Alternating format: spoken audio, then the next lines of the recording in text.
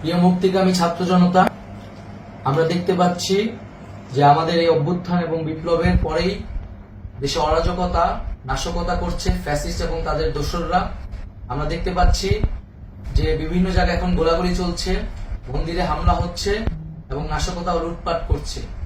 আমরা মনে করি আমাদের যে ছাত্র নাগরিকদের অভ্যুত্থান তাকে নস্যাৎ করার জন্যই পরিকল্পিতভাবে এই ধরনের ঘটনা ঘটানো হচ্ছে। আমরা মুক্তিকামী ছাত্র জনতাকে সজাগ এবং সতর্ক থাকতে আহ্বান জানাচ্ছি এবং আমাদের যে অন্তর্বর্তীকালীন সরকার, আমরা সেই সরকারের যে প্রস্তাবনা 24 ঘন্টার সময় নিয়েছিলাম, জরুরি পরিস্থিতি মোতাবেক আমরা এখনই তার একটি রূপরেখা ঘোষণা করছি।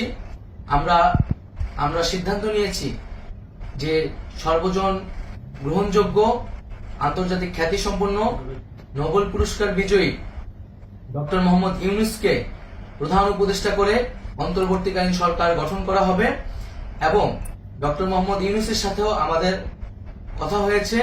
তিনি ছাত্র জনতার আহ্বানে বাংলাদেশকে রক্ষা করতে এই গুরু দায়িত্ব নিতে সম্মত হয়েছে।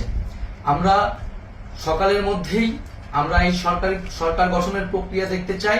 রাষ্ট্রপতির কাছে আহ্বান থাকবে যে দ্রুত সময়ের মধ্যে ডক্টর মোহাম্মদ ইউনূসকে প্রধান উপদেষ্টা করে অন্তর্বর্তীকালীন সরকার গঠন করা হোক এবং এই অন্তর্বর্তীকালীন সরকারের বাকি সদস্যদের নামও আমরা সকালের মধ্যে ঘোষণা করব।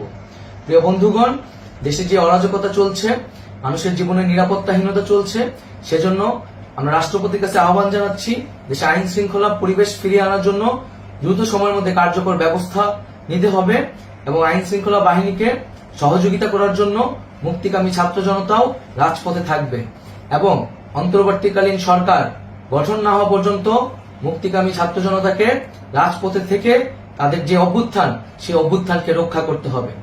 প্রিয় বন্ধুগণ, আমরা রক্ত দিয়েছি, শহীদ হয়েছি। আমাদের যে প্রতিশ্রুতি একটি নতুন বাংলাদেশ গঠন করার জন্য, সেটিকে আমাদের অবশ্যই বাস্তবায়ন করতে হবে এবং অবশ্যই ছাত্র জনতার প্রস্তাবিত সরকার বাদে কোনো ধরনের সরকার কিন্তু মেনে নেওয়া হবে না। আমরা বলেছি কোনো ধরনের সেনা শাসিত সরকার অথবা সেনা সমর্থিত সরকার অথবা এই ফ্যাসিস্টদের দোসরদের কোনো বিটিম সরকার কিন্তু আমরা মেনে নেব না। কোনো গণবিরোধী সরকারকে মেনে নেওয়া হবে না। ছাত্র জনতার অভ্যুত্থানকারী যে প্রস্তাবিত সরকার, অন্তর্বর্তীকালীন সরকার, যেটা আমরা সিদ্ধান্ত উপনীত হয়েছি ডক্টর মোহাম্মদ ইউনূসকে প্রধান উপদেষ্টা করে এই সরকার গঠন করা হবে, সেই সরকারকেই বাস্তবায়ন করতে হবে অবিলম্বে।